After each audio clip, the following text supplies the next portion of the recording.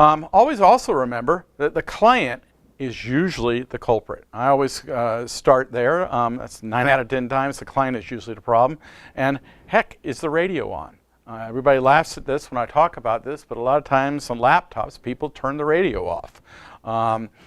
Troubleshooting 101, when you have a client problem, is always disable and re-enable the Wi-Fi NIC. Very often drivers get discombobulated. The Wi-Fi drivers, so the radio, are the interface between the radio and the operating system. So by simply disabling the radio and re-enabling it, you might get the drivers and the operating system talking back to each other. So that's really a troubleshooting trick 101. It sounds simple, and it is. Disable and re-enable the Wi-Fi NIC. Once again, the client is usually the problem. And one of the biggest problems in this industry is bad drivers, client-side drivers. Usually first edition drivers, generation drivers that come out very often are notoriously bad. So always kind of update your drivers. Drivers can also cause compatibility issues with your access points, and sometimes that those can get a little tough to solve. You might have to get the engineering department involved. Another client-side problem are improperly configured supplicants. Happens all the time, especially with 802.1x and certificates. I always say upgrade your clients first. Unfortunately, what I've seen over the years is that customers will spend millions or hundreds of thousands of dollars purchasing brand new access points, and here at Aerohive we love that. We want you to upgrade your APs, especially when AX technology comes out next year.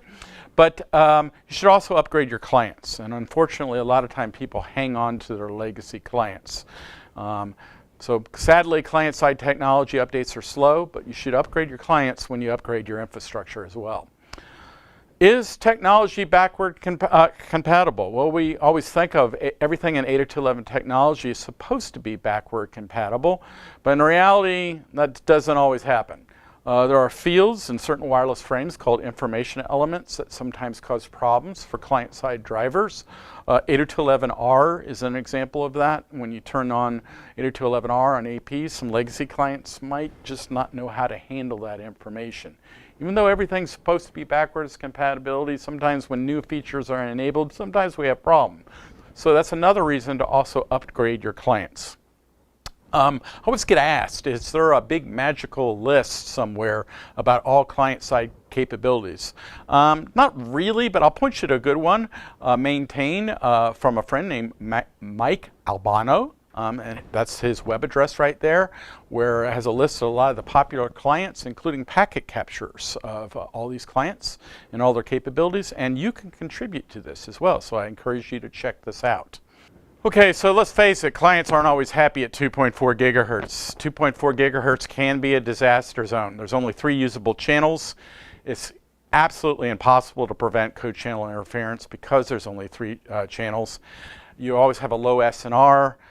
There's an oversaturation of Wi-Fi devices in 2.4 gigahertz, and there's all kinds of other RF interference. So 2.4 gigahertz these days is basically a best effort frequency band, and 5 gigahertz is really the answer.